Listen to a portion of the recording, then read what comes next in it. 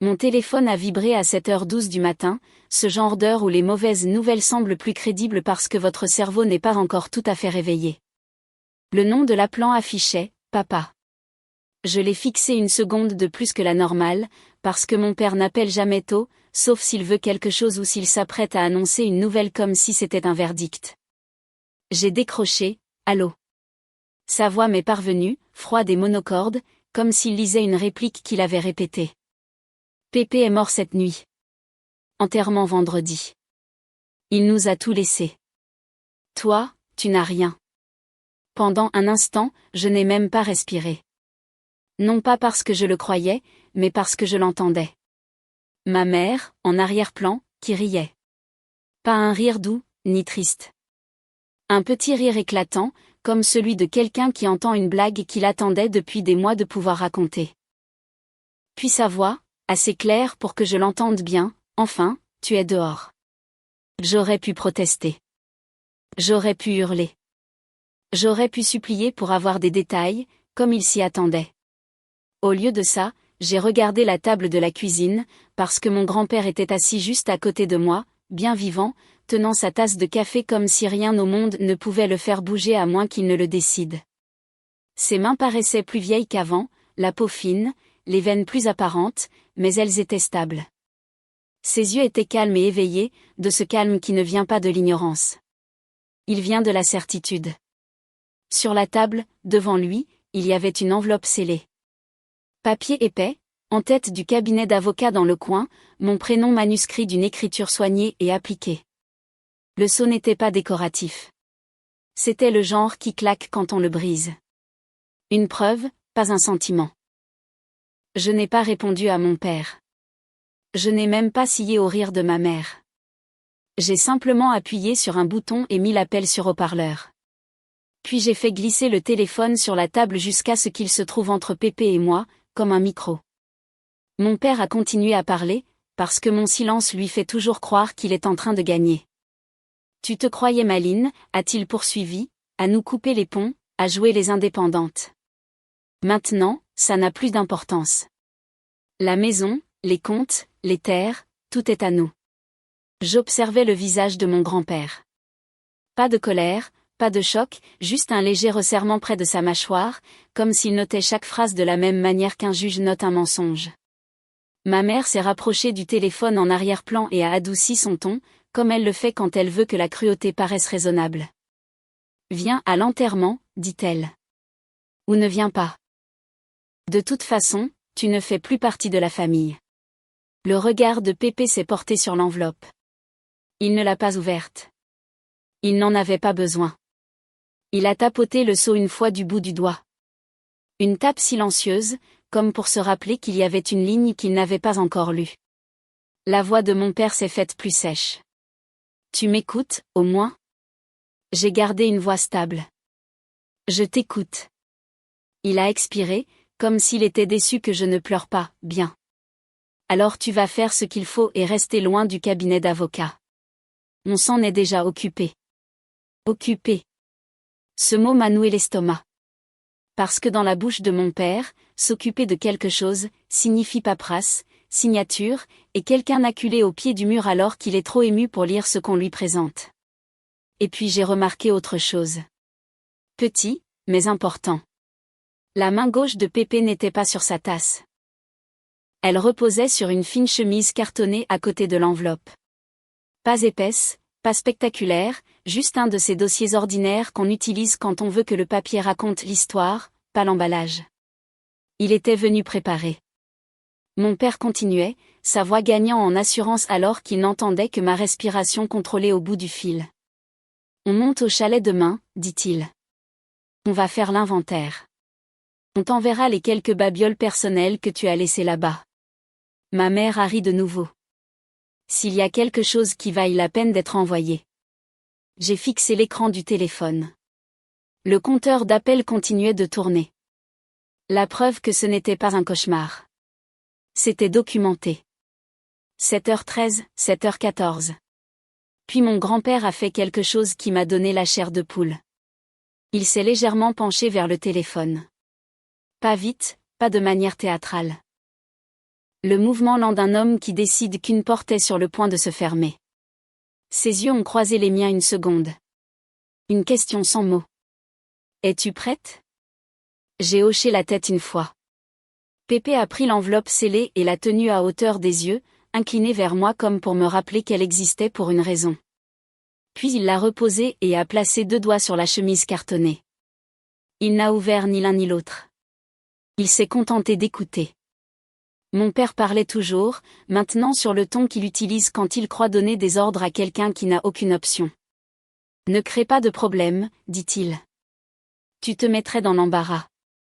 C'est réglé. L'expression de Pépé n'a pas changé, mais son pouce a lentement fait glisser l'enveloppe plus près du téléphone, comme s'il la positionnait pour le moment où elle compterait. Puis il s'est penché et a parlé en direction du haut-parleur. Pas fort, pas avec colère, juste un mot, assez clair pour trancher la performance de mes parents comme une lame tranchant du papier. Bonjour. À l'autre bout du fil, le rire a cessé si brusquement qu'on aurait dit que quelqu'un avait coupé le son. Mon père n'a pas parlé. Ma mère n'a pas respiré. Pendant 2 secondes, il n'y a eu que le silence et le faible grésillement d'une connexion téléphonique qui peinait à transmettre ce qui venait de se passer. Et puis la voix de mon père est revenue, faible, incrédule. Papa. Pépé ne lui a pas répondu tout de suite. Il a baissé les yeux vers l'enveloppe scellée, puis vers moi, puis de nouveau vers le téléphone. Comme s'il décidait si cette conversation serait un avertissement ou le début de quelque chose d'officiel. Parce que quoi que mes parents se soient occupés, Pépé, lui aussi, s'était occupé de quelque chose. Et il en avait apporté la preuve à ma table de cuisine. Pendant quelques secondes après que Pépé a dit bonjour, la ligne est devenue complètement silencieuse. Si silencieuse que je pouvais entendre le petit bourdonnement électrique de la lumière de ma cuisine. Puis la voix de mon père est revenue, faible et incrédule. Papa. Ma mère n'a d'abord rien dit du tout. Je pouvais entendre sa respiration, de courtes inspirations saccadées, comme si elle essayait de décider s'il fallait paniquer ou continuer son numéro. Pépé ne leur a pas accordé la pitié de la confusion. Il est resté près du téléphone et a parlé du même ton calme qu'il utilisait quand il m'apprenait à faire les choses correctement du premier coup. J'ai tout entendu, dit-il. Mon père a immédiatement tenté de reprendre le contrôle. Papa, c'est un malentendu, dit-il rapidement. On a reçu un appel. Ils ont dit. Non, l'interrompit Pépé, toujours calme. Vous n'avez pas dit que vous aviez reçu un appel. Il marqua une pause d'un seul temps. Vous avez dit que vous aviez tout eu. Mon père se tut à nouveau. La voix de ma mère s'est glissée, douce et suave comme du miel versé sur du verre brisé. Papa, Dieu merci, dit-elle, presque en pleurant sur commande. On a eu si peur. On pensait. Pépé n'a pas haussé la voix. Il n'en avait pas besoin. Tu as ri, dit-il. Une phrase, un fait, et ça a atterri plus durement que n'importe quelle accusation. La douceur de ma mère s'est fissurée. Ce n'était pas, commença-t-elle. Je suis assis ici, continua Pépé, avec ta petite fille, à sa table de cuisine, avec une enveloppe scellée de mon avocate. Le ton de mon père a changé. Moins théâtral, plus urgent. Pourquoi es-tu avec elle? Exigea-t-il. Elle te monte contre nous. Les yeux de Pépé ont croisé les miens une seconde. Puis il a regardé de nouveau le téléphone comme s'il parlait à des étrangers, pas à sa famille. Je suis avec elle, dit-il, parce que je savais que vous tenteriez quelque chose à la seconde où vous penseriez le pouvoir. Mon estomac s'est serré parce que Pépé ne devinait pas. Il confirmait. Mon père a essayé un autre angle. La colère, plus fort cette fois, comme si le volume pouvait effacer l'épreuve. Est-ce que tu as toute ta tête? Lança-t-il. Tu sais quel jour on est? Pépé n'a pas bronché. On est mardi, dit-il. Et à 7h12 ce matin, tu as appelé ma petite fille pour lui dire que j'étais mort. Il fit une pause. Et tu lui as dit de rester loin du cabinet de l'avocate. J'ai senti mon pouce accélérer, parce que ce n'était pas une menace en l'air. C'était un plan. La voix de ma mère revint, plus acérée maintenant. On a dit ça parce qu'elle crée des problèmes. Elle débarque et fait des scènes. Le ton de Pépé resta plat. Elle débarque avec des documents, hein, dit-il. C'est de ça que vous avez peur. Puis il a fait quelque chose qui a changé toute la température de l'appel. Il n'a pas débattu de moralité. Il a posé une question de procédure. Pourquoi votre banque a-t-elle reçu une demande de notification de décès à 6h48 du matin? Demanda-t-il. Mon souffle s'est coupé. J'ai regardé Pépé brusquement, parce que ça, je ne le savais même pas. Mon père a émis un son, mi-tout, mi-étouffement. Quoi, dit-il. De quoi tu parles? Pépé a fait glisser la chemise cartonnée vers moi et l'a ouverte pour la première fois. À l'intérieur se trouvait une seule page imprimée avec le logo d'une banque et un en-tête d'alerte. Il la tapota une fois et la poussa vers le téléphone comme si mon père pouvait la voir à travers le haut-parleur. Ça, dit Pépé, c'est une alerte fraude automatisée. Elle est arrivée sur mon email à 6h52, 4 minutes après que quelqu'un a tenté d'initier une procédure de client décédé sous mon nom. La voix de ma mère est devenue un filet. Ce n'est pas nous. Pépé n'a pas débattu. Il a lu la ligne qui importait. Elle indique comme contact émetteur. Il fit une pause et baissa les yeux. L'adresse email de mon fils. La cuisine sembla soudain plus petite. Parce que mon père ne s'était pas contenté de parler au téléphone. Il avait touché à un système. Et les systèmes ne se soucient pas de la famille. Ils se soucient des journaux d'activité. Mon père a de nouveau haussé la voix, désespéré maintenant. Cette info, lança-t-il. Elle te montre de faux papiers. Les yeux de Pépé n'ont même pas sillé. Ça vient de la banque, dit-il. Pas d'elle. Puis Pépé s'est penché plus près du haut-parleur et a baissé la voix. Toujours calme, mais plus froid. Voici ce qui va se passer, dit-il. À 9h, j'ai rendez-vous au cabinet de mon avocate. Chloé sera là, et cet appel sera diffusé. Le souffle de ma mère s'est bloqué. Mon père a tenté d'interrompre. Papa, tu ne peux pas, Pépé l'a coupé d'une seule phrase. Tu as fini de parler. Il y eut une pause, courte, sèche, comme si mon père ne pouvait pas assimiler le fait d'être réduit au silence. Puis ma mère a tenté une dernière pirouette, la voix tremblante de la manière la plus stratégique. Papa, s'il te plaît. Tu n'es pas bien, murmura-t-elle. Tu ne devrais pas te déplacer. Laisse-nous nous en occuper. Pépé m'a regardé, puis l'enveloppe, puis de nouveau le téléphone. Je suis assez bien pour signer, dit-il, et assez bien pour révoquer tout ce que je vous ai jamais donné. Révoquer. Ce mot a frappé comme une porte qui claque, parce que mes parents essayaient de s'occuper des choses depuis des années. Accès, compte, permission, des choses qui ne fonctionnent que si l'autorité de Pépé est déjà entre leurs mains. Le ton de mon père est devenu mauvais.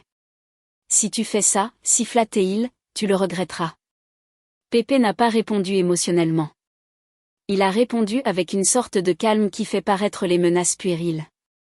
Je regrette déjà ce que j'ai toléré, dit-il. Puis il m'a regardé. Mais l'enregistrement de l'appel, dit-il doucement. J'ai appuyé sur enregistrer. Le petit compteur rouge est apparu sur mon écran. Pépé savait exactement ce qu'il faisait. Il voulait leur voix, leur rire, leur certitude que j'étais dehors. Il le voulait figer dans le temps, parce que les gens comme mes parents réécrivent le passé à l'instant où le futur cesse de leur obéir. Mon père l'a réalisé aussi. Sa voix a changé instantanément. Papa, dit-il soudainement plus doux, soudainement prudent. Écoute, on peut parler en personne. Ne fais pas ça devant des étrangers. Les yeux de Pépé sont restés fixes. Vous l'avez déjà fait devant des étrangers, répondit-il. Vous l'avez fait à la banque. Puis il a dit la phrase qui m'a de nouveau noué l'estomac. Et quelqu'un était à mon chalet ce matin. Je suis resté immobile. Quoi? Pépé n'a pas détourné le regard du téléphone. Alerte d'effraction sur la boîte à clés. Il y a 10 minutes. Mon père a inspiré brusquement, à peine audible, mais c'était là. Pépé l'a entendu aussi. Il s'est penché et a dit, doucement et précisément, dis à ton cousin de s'éloigner de la porte. L'appel est devenu silencieux une seconde. Puis, faiblement, loin en arrière-plan du côté de mon père, j'ai entendu une voix différente, paniquée et rapide. Et, y a quelqu'un ici. Le visage de Pépé n'a pas changé. Le mien, si. Parce que soudainement, ce n'était plus seulement un mensonge au téléphone. C'était du mouvement, en temps réel. Pépé a mis fin à l'appel d'une seule tape. Net, finale. Puis il a fait glisser l'enveloppe scellée vers moi et a parlé comme si chaque mot était une preuve. On va chez l'avocate, dit-il. Et ensuite, on va au chalet. Mes mains tremblaient en attrapant mes clés. Et juste au moment où nous nous sommes levés, mon téléphone a de nouveau vibré, une alerte que je n'avais jamais vue auparavant. Caméra chalet, mouvement perron. Je l'ai ouverte, le flux en direct s'est chargé, et il y avait un homme sur le perron de Pépé, un sac à outils sur l'épaule, tendant la main vers la boîte à clés pendant que le cousin de mon père se tenait derrière lui, surveillant la route comme s'il attendait que nous arrivions trop tard. Le flux de la caméra du perron s'est chargé en barre de signal instable, puis s'est aiguisé juste assez pour que je reconnaisse la forme de ce que je voyais. Un homme avec un sac à outils agenouillé près de la boîte à clés. Pas Pépé, pas un voisin, un étranger en train de faire un travail. Et derrière lui, à moitié dans le cadre, à moitié caché, se trouvait le cousin de mon père. Celui qui connaissait toujours des gens, qui avait toujours un ami qui pouvait arranger la paperasse. Pépé fixait l'écran sans ciller. Il n'a pas eu de sursaut. Il n'a pas juré. Il a simplement hoché la tête une fois, comme un homme regardant un piège attrapé enfin ce pourquoi il avait été conçu. Enregistre, dit-il. J'ai activé l'enregistrement d'écran. Point rouge de la preuve. Puis Pépé a fait quelque chose qui a fait grimper mon pouls. Il a sorti de sa poche un deuxième téléphone. Un vieux modèle, sans application, sans chichi. Un numéro déjà enregistré. Il a appelé. Un homme a répondu à la deuxième sonnerie. Gendarmerie. Ici Marcel Dubois, dit Pépé, la voix stable. J'ai un flux vidéo en direct montrant une tentative d'entrée par effraction à mon chalet. Je suis en vie. Mon fils signale faussement mon décès. Il y eut une pause.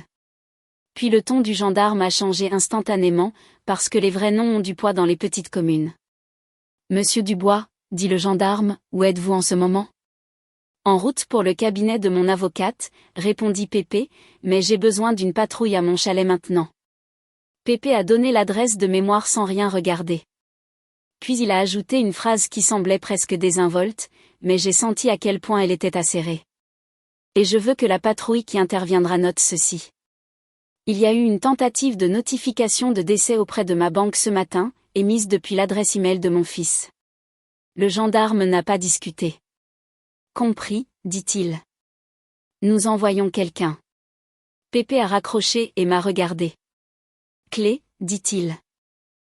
Dossier, enveloppe. J'ai tout pris. Nous sommes montés dans son 4x4. Pépé conduisait toujours malgré mes protestations et a quitté l'allée avec l'enveloppe scellée entre nous comme un pistolet chargé. Sur l'autoroute, j'ai gardé le flux du chalet ouvert.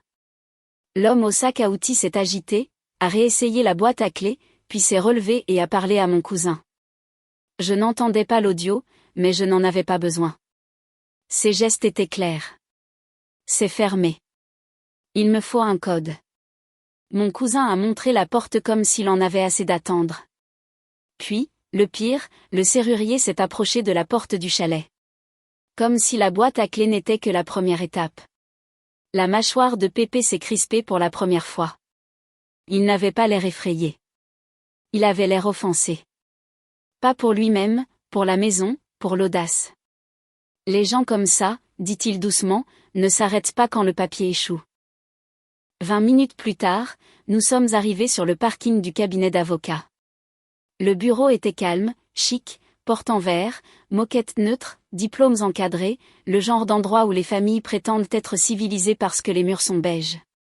À l'intérieur, l'avocate, Maître Leclerc, a salué Pépé avec une chaleur professionnelle, puis m'a jeté un regard comme si elle connaissait déjà mon visage par de vieilles histoires.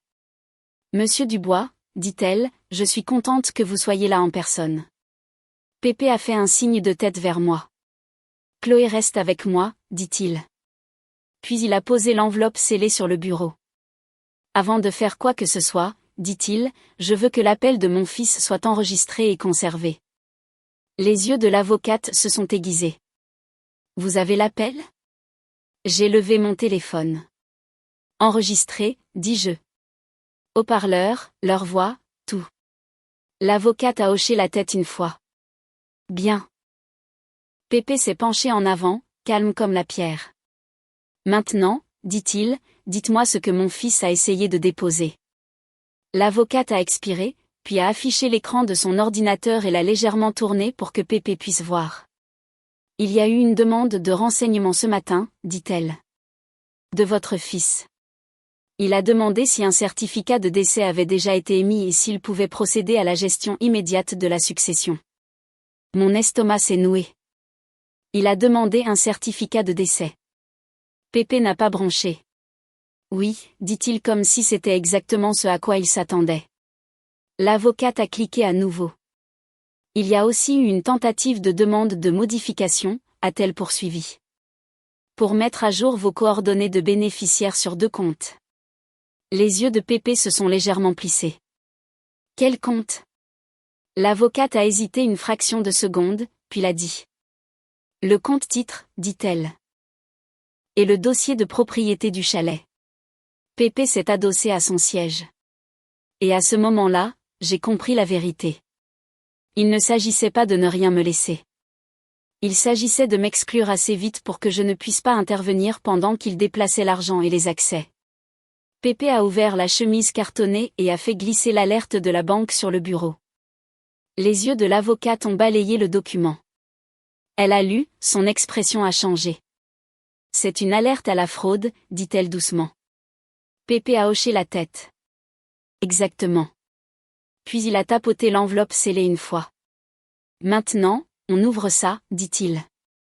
L'avocate a acquiescé, mais elle observait Pépé attentivement, comme si elle savait que les 5 minutes suivantes décideraient si cela resterait un conflit familial ou deviendrait un dossier pénal. Pépé a brisé le sceau lentement. Pas de main tremblante, pas d'hésitation. Il a sorti une lettre et un deuxième document, plus épais, tamponné. Il a lu une ligne en silence, puis l'a poussé vers l'avocate. Je veux que ce soit déposé aujourd'hui, dit-il. L'avocate l'a lu et est restée immobile. Puis elle a levé les yeux vers Pépé, la voix plus basse. Ceci nomme un exécuteur testamentaire, dit-elle. Pas votre fils. Pépé a hoché la tête. Et ça lui refuse l'accès, a-t-elle ajouté, presque comme si elle ne pouvait pas croire à quel point c'était explicite. Oui, dit Pépé. Parce que je le connais. Ma gorge s'est serrée. L'avocate a dégluti, puis a glissé le document dans un bac étiqueté « Urge ». D'accord, dit-elle, de nouveau professionnel. Nous pouvons déposer ça, mais une fois que ce sera fait, votre fils en sera informé. Les yeux de Pépé n'ont pas scié. Qu'il le soit, dit-il. Puis il s'est penché vers elle. Et je veux une chose de plus, ajouta-t-il. Une déclaration officielle que je suis en vie, parce qu'il dit déjà aux gens que je suis mort. L'avocate a hoché la tête vivement. Nous pouvons faire ça. Elle a imprimé un formulaire. Pépé a signé. Proprement, délibérément. Puis elle a tourné son écran vers moi. Votre père a tenté d'accéder au portail de la succession de votre grand-père, dit-elle. Il a utilisé une ancienne question de réinitialisation de mot de passe. Mon estomac s'est noué. Comment pouvait-il savoir ça ? Pépé a répondu avant que je ne le puisse. Parce que c'est ta mère qui remplissait mes formulaires, dit-il doucement.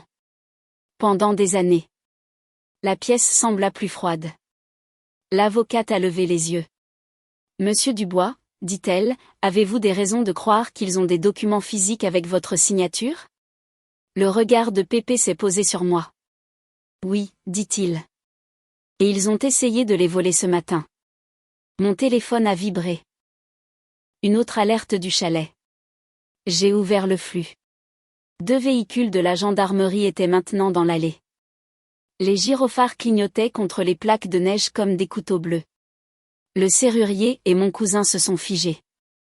Un gendarme est sorti, la main près de son arme, et a crié quelque chose que nous ne pouvions pas entendre. Puis le serrurier a levé les mains. Mon cousin, non. Il a reculé vers les bois. Pépé s'est approché de mon téléphone, les yeux durs. Ne cours pas, murmura-t-il. Sur le flux, mon cousin a sprinté hors du champ de la caméra. Un gendarme l'a poursuivi. Le serrurier est resté. Et puis, parce que ma famille ne fait jamais une seule chose à la fois, mon téléphone a de nouveau vibré. Pas une alerte. Un appel de mon père. J'ai fixé l'écran. Pépé aussi. Il ne m'a pas dit de répondre. Il a simplement fait glisser le téléphone vers lui et a dit très doucement, « Voyons quelle histoire il va essayer maintenant. » Le nom de mon père brillait sur mon écran comme un défi. Je n'y ai pas touché. Pépé, si. Il a fait glisser mon téléphone vers lui, a mis le haut-parleur et a répondu avec la même voix calme qu'il utilisait quand il voulait que quelqu'un se démasque sans s'en rendre compte. Oui. Pendant une demi-seconde, mon père n'a pas parlé, comme si son cerveau ne pouvait pas traiter le son d'un homme mort qui répondait. Puis il s'est vite ressaisi. Papa, dit-il, trop mielleux. Dieu merci. J'arrive te voir. Il faut qu'on parle en privé, tout de suite. Pépé n'a pas mordu à l'hameçon. À propos de quoi, demanda-t-il. Mon père a expiré comme s'il était le seul raisonnable. À propos d'elle, dit-il. J'ai senti mon estomac se serrer. Elle te manipule. Elle t'isole. Les gens s'inquiètent. Les gens. Ce mot n'est jamais synonyme d'inquiétude dans ma famille. C'est un levier de pression. Pépé a jeté un coup d'œil à l'avocate. Elle a fait un petit signe de tête et a discrètement appuyé sur un bouton de son téléphone de bureau. Enregistrement de son côté aussi. Preuve redondante. Pépé a repris la parole. Stable.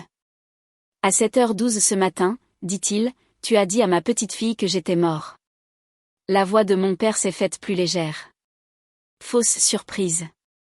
Papa, je n'ai pas, si, tu l'as fait, l'interrompit Pépé calmement. Et ta femme Harry.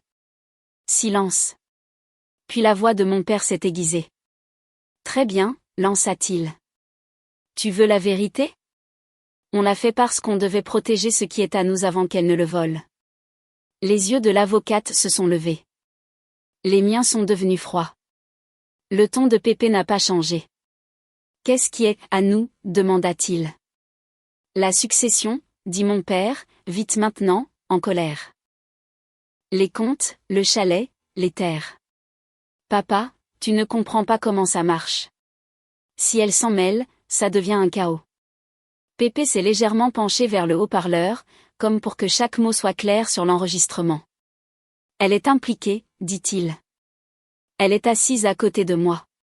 Le souffle de mon père s'est bloqué. Minuscule, mais perceptible. Puis il a radicalement changé de tactique. Papa, écoute, dit-il, soudainement plus doux, presque suppliant. Ne faisons pas ça par avocats interposés. Je viens te voir. On règle ça en famille. Les yeux de Pépé n'ont pas scié. Vous avez déjà choisi les avocats, dit-il. Vous avez choisi la banque à 6h48. Vous avez choisi le registre. Vous avez choisi la boîte à clés. Ce dernier mot a changé la donne. La voix de mon père s'est tendue. Quelle boîte à clés? Pépé a attendu un temps, juste assez longtemps pour laisser le mensonge se former. Puis il a dit, celle que ton cousin a essayé d'ouvrir il y a 10 minutes. Un autre silence, puis faiblement en arrière-plan du côté de mon père, une voix étouffée. Féminine, trop près du téléphone. Ne dis rien. Ma mère. Pépé l'a entendu. L'avocate aussi. Moi aussi. La bouche de Pépé s'est resserrée au coin, mais sa voix est restée contrôlée. Je l'entends, dit-il.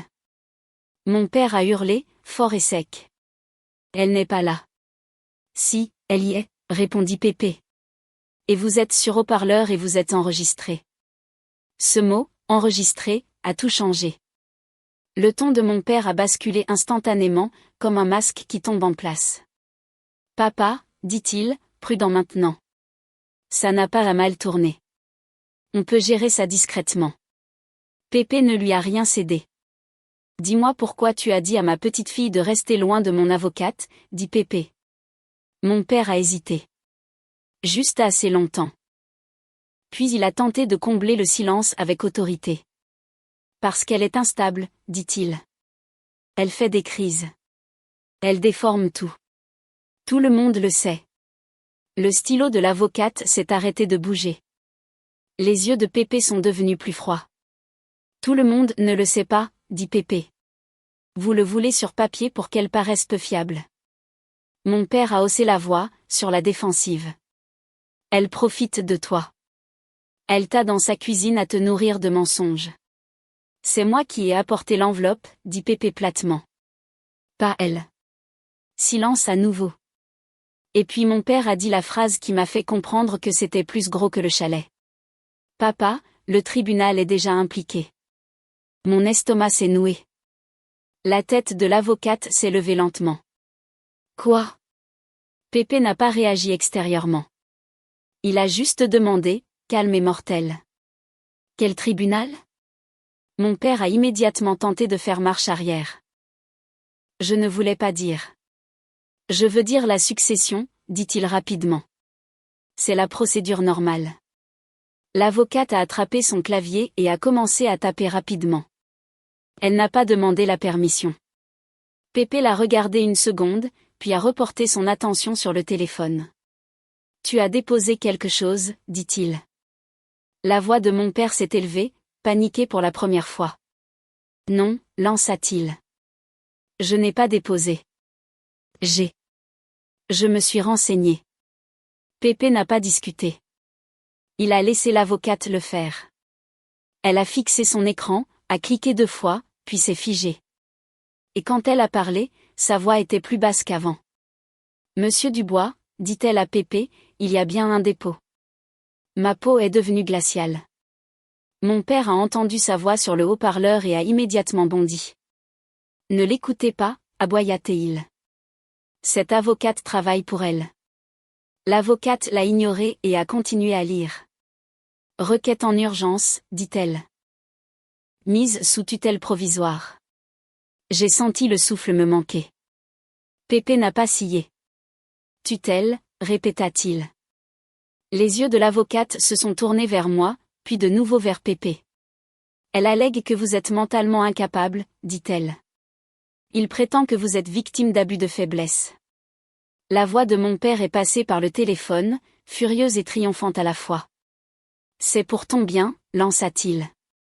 Si tu n'écoutes pas, le tribunal te fera écouter. Pépé a fixé le téléphone comme s'il était devenu un objet étranger. Puis il a parlé doucement, avec un calme si tranchant qu'il m'a effrayé. Tu as essayé de me déclarer mort auprès d'une banque, dit-il. Et quand ça a échoué, il a fait une pause, tu as essayé de me déclarer incompétent auprès d'un tribunal. Mon père n'a pas nié. Il a foncé. Tu n'as pas toute ta tête, siffla-t-il. Tu prends des décisions par dépit. Le tribunal te protégera d'elle. L'avocate a fait défiler l'écran à nouveau, le visage crispé. Ils ont demandé une audience en référé, dit-elle. Aujourd'hui. Aujourd'hui. Mon cœur s'est mis à battre comme un tambour. Pépé a légèrement tourné la tête et m'a regardé. Pas de peur, pas de tristesse, des excuses. Parce qu'il n'avait pas seulement prédit qu'ils essaieraient de prendre ses biens. Il avait prédit qu'ils essaieraient de le prendre, lui. Puis l'avocate a ajouté la phrase qui m'a noué l'estomac encore plus fort. Et ils ont indiqué l'adresse de votre chalet comme votre résidence actuelle. Ce qui signifiait qu'ils essayaient d'établir qu'il y vivait pour pouvoir en contrôler l'accès par une ordonnance du tribunal liée à la propriété. La voix de Pépé est restée stable, mais est devenue plus froide. Ils ont planifié ça, dit-il. Mon téléphone a de nouveau vibré. Une autre alerte de la caméra du chalet. L'avocate a jeté un œil à mon écran et a murmuré, et maintenant? J'ai ouvert le flux. Les patrouilles de gendarmerie étaient toujours là. Le serrurier était assis sur les marches du perron. Et le cousin de mon père, attrapé près de la lisière de la forêt, était maintenant ramené vers l'allée, menotté. Mais le gendarme qui le tenait ne regardait plus le cousin. Il regardait quelque chose dans sa main. Un morceau de papier plié. Le gendarme l'a déplié devant la caméra, a lu une ligne, et sa posture a changé. Puis il a levé sa radio et a dit quelque chose que je n'ai pas pu entendre. L'avocate s'est penchée plus près de mon téléphone, les yeux plissés. « Qu'est-ce que c'est » murmura-t-elle. J'ai zoomé jusqu'à ce que les pixels se brisent. Et je pouvais encore distinguer la ligne du haut du papier que tenait le gendarme. Ordonnance de mise sous tutelle provisoire. Projet. Un projet d'ordonnance du tribunal, déjà préparé, déjà imprimé, déjà au chalet. Comme s'il prévoyait de le signifier au moment où la porte s'ouvrirait. Ma gorge s'est asséchée. Pépé a fixé l'écran, puis s'est penché vers le téléphone sur la table, vers mon père, toujours connecté sur haut-parleur, et a dit d'une voix qui était à peine un murmure, « Tu as amené le tribunal à ma porte. » Et la réponse de mon père est revenue, basse et satisfaite.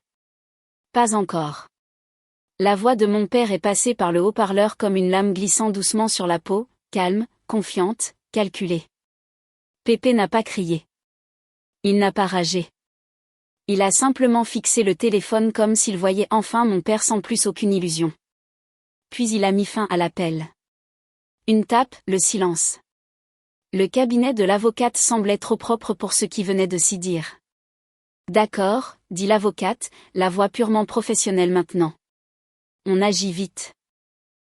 Elle a ouvert un nouveau document sur son ordinateur et a commencé à taper comme si elle attendait ce moment. Premièrement, dit-elle, nous déposons une attestation sur l'honneur que M. Dubois est en vie et compétent. Deuxièmement, nous déposons une réponse en urgence à la requête de mise sous tutelle avec les preuves des tentatives de fraude. Pépé a hoché la tête une fois, calme, prêt. Utilisez l'enregistrement de l'appel, dit-il. Et l'alerte de la banque, ai-je ajouté. Et les images du chalet, dit vivement l'avocate. Et le fait que votre fils a tenté une procédure de décès auprès de la banque à 6h48 du matin. Elle a regardé Pépé. Monsieur Dubois, j'ai besoin que vous signiez une déclaration tout de suite. Pépé a pris le stylo sans hésiter et a signé d'une écriture nette et stable. Pas de tremblement, pas de confusion, pas de doute. L'avocate l'a imprimé immédiatement et l'a glissé dans un dossier marqué « Déposé aujourd'hui ». Puis elle a tourné son moniteur vers nous. Il y a une demande d'audience fixée à 14h, dit-elle. Il demande une mise sous tutelle provisoire en référé. Les yeux de Pépé se sont légèrement plissés. Ils ne l'obtiendront pas, ils ne peuvent pas l'obtenir, corrigea l'avocate en tapotant l'écran. Pas avec ces preuves. Elle a cliqué à nouveau, affichant une liste de pièces jointes déjà téléchargées dans le dossier de mon père, et mon estomac s'est noué quand je l'ai vu. Une attestation complémentaire, un PDF avec mon nom dessus. Je me suis penchée plus près. Ce n'est pas de moi. L'avocate l'a ouvert. C'était écrit comme si j'étais une prédatrice. Ça affirmait que Pépé était confus, isolé, facilement influençable. Ça prétendait que j'avais emménagé chez lui, restreint l'accès à la famille, contrôlé ses médicaments. Ses médicaments ? Il n'était même pas sous traitement. Ma gorge s'est serrée d'incrédulité. Le visage de Pépé est resté calme, mais quelque chose derrière ses yeux s'est durci. Ils construisent une histoire, dit-il. Oui, répondit l'avocate. Une histoire conçue pour faire agir un juge rapidement. Puis elle a fait défiler jusqu'à la ligne de signature et nous avons tous vu la même chose en même temps. Un nom tapé, pas celui de mon père, pas celui de ma mère. Une tierce partie. Un témoin. La voix de l'avocate s'est faite plus basse. Ce nom de témoin, dit-elle lentement. C'est le cousin de votre père. Celui au chalet. Celui qui est menotté. Celui qui venait d'être attrapé à la porte avec un serrurier. Pépé a expiré par le nez, une respiration contrôlée. Donc, ils ont écrit le scénario, dit-il, et ils ont envoyé l'acteur sur scène. L'avocate n'a pas perdu une seconde. Elle a passé un appel. Greffe du juge, dit-elle dans son téléphone. Ici Maître Leclerc, conseil de Monsieur Marcel Dubois. Nous avons une réponse d'urgence à une requête de mise sous tutelle qui inclut des preuves d'une tentative de notification de décès frauduleuse, une tentative d'entrée par effraction en cours et des images vidéo en direct. Elle a écouté, puis a ajouté, « Oui, je peux l'envoyer par email maintenant et le déposer immédiatement. » Elle a raccroché et a regardé Pépé. « Maintenant, nous allons au chalet, dit-elle, parce que s'ils essaient de signifier un projet d'ordonnance là-bas, nous devons couper sa cour physiquement aussi. » Pépé a hoché la tête. « On y va. » Nous sommes retournés en montagne avec le numéro de la gendarmerie enregistré et l'email de preuve de l'avocate déjà chargé. Je continuais d'envoyer tout, enregistrement d'appel, alerte de la banque, capture d'écran du faux email, journal d'effraction de la boîte à clés, image de la caméra du perron. Quand nous sommes arrivés dans l'allée du chalet, la scène ressemblait aux suites d'une tempête. 2 véhicules de la gendarmerie, des gendarmes se déplaçant calmement. Le serrurier assis sur le perron, pâle et tremblant. Le cousin de mon père, menotté près du haillon, la tête basse, et un gendarme tenant un porte-bloc avec des papiers. Le même gendarme que j'avais vu sur la caméra plus tôt. Il a vu Pépé sortir du 4x4 et ses yeux se sont écarquillés. Parce qu'on n'oublie pas le visage de l'homme qu'on vous a dit être mort. Monsieur Dubois, dit-il. Pépé a hoché la tête une fois. Vivant, répondit-il. La posture du gendarme a changé instantanément, passant de la routine à « ceci est maintenant un problème pour le tribunal ». Monsieur, dit le gendarme, nous avons retrouvé un projet d'ordonnance imprimé sur place. Il le tendit. Projet d'ordonnance de mise sous tutelle provisoire. Qui a imprimé ça, demanda Pépé. Le gendarme a regardé le cousin. Il l'avait dans son sac, dit le gendarme, avec un jeu de formulaire et une clé USB. Une clé USB. Mon estomac s'est de nouveau serré. Le gendarme a ouvert un sac de scellé et a montré la clé à travers le plastique. Aussi, dit-il, nous avons trouvé un dossier intitulé « Banque » et un autre intitulé « Propriété ». La mâchoire de Pépé s'est légèrement crispée. L'avocate n'était pas avec nous, mais elle nous avait dit ce qui comptait le plus. Intention, planification, trace. Et maintenant, tout était entre les mains d'un gendarme. Le cousin de mon père a enfin parlé, la voix tendue, essayant de paraître serviable. Je venais juste voir si tout allait bien. Ils m'ont demandé de le faire. Qui vous a demandé? L'interrompit le gendarme. Le cousin a hésité. Pépé s'est approché, calme mais terrifiant. Dites son nom, dit Pépé doucement. Le cousin a dégluti, les yeux fuyants. Puis il l'a dit. Votre fils. Pépé n'a pas réagi. Il n'en avait pas besoin. Le gendarme l'a noté. Puis le gendarme a de nouveau regardé Pépé et a dit quelque chose qui m'a donné la chair de poule. Monsieur, votre fils a appelé notre brigade plus tôt pour demander si nous pouvions confirmer votre décès. Les yeux de Pépé se sont durcis. Il vous a appelé, vous aussi. Le gendarme a hoché la tête. Oui. Et quand nous lui avons dit que nous ne pouvions pas vérifier, il a dit qu'il avait des papiers qui arrivaient. Des papiers qui arrivaient. Le projet d'ordonnance de tutelle n'était pas une coïncidence. C'étaient les papiers qui arrivaient. Je suis monté sur le perron et j'ai regardé la porte du chalet. La boîte à clés était rayée. Le cadre de la porte avait des marques fraîches là où le serrurier avait travaillé. Une violation, petite mais bruyante. Pépé est monté à côté de moi et a regardé le bois comme si c'était une blessure. Puis il a sorti de la poche de son manteau l'enveloppe scellée. Celle du cabinet d'avocat, celle qu'il avait gardée fermée pendant des heures. Il me l'a tendue. Ouvre-la ici, dit-il. Ici, ai-je murmuré. Ici, répéta-t-il. Là où ils ont essayé de voler la fin de l'histoire. Mes mains tremblaient en brisant le sceau. À l'intérieur se trouvait une seule page. Simple, directe, un avenant notarié. Il ne se contentait pas de refuser l'accès à mon père. Il le nommait. Il listait les tentatives de fraude comme motif de restriction immédiate. Il nommait l'exécuteur testamentaire avec l'autorité explicite de geler les comptes et l'accès à la propriété. Et en bas, il y avait la dernière ligne de Pépé, manuscrite, sans équivoque. Si quelqu'un prétend que je suis mort, appelez la gendarmerie. Si quelqu'un prétend que je suis incompétent, diffusez l'enregistrement. J'ai couvert ma bouche avec ma main, non pas en pleurant, mais simplement stupéfaite de voir à quel point Pépé avait tout anticipé. Le gendarme l'a lu et a hoché la tête. Ça, dit-il doucement, c'est à peu près aussi clair que possible. Pépé a regardé vers les arbres, puis de nouveau vers l'allée où son cousin se tenait menotté. Puis il m'a regardé. Ils t'ont appelé pour te dire que tu n'aurais rien, dit-il. J'ai hoché la tête, la gorge serrée. La voix de Pépé est restée calme. Ils avaient raison sur une chose, dit-il. Tu n'auras rien d'eux. Il a posé une main légère sur mon épaule. Tu récupères ta vie. Quand nous avons quitté le chalet, les gendarmes étaient encore là à collecter les preuves. L'exécuteur testamentaire était déjà en train d'être prévenu. La banque recevrait l'attestation de fraude avant la fin de la journée, et l'avocate entrerait à cette audience de 14 heures avec un enregistrement de mes parents riant de la mort de mon grand-père pendant qu'il était assis, bien vivant, à ma table de cuisine. Mon père pensait pouvoir m'effacer d'un simple coup de fil. Au lieu de ça, il s'est documenté lui-même.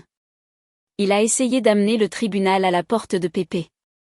Au lieu de ça, il a amené les forces de l'ordre à son propre plan. Et la meilleure partie était simple. Il n'a pas perdu parce que j'ai crié. Il a perdu parce que je suis resté assez calme pour que la vérité devienne un dossier.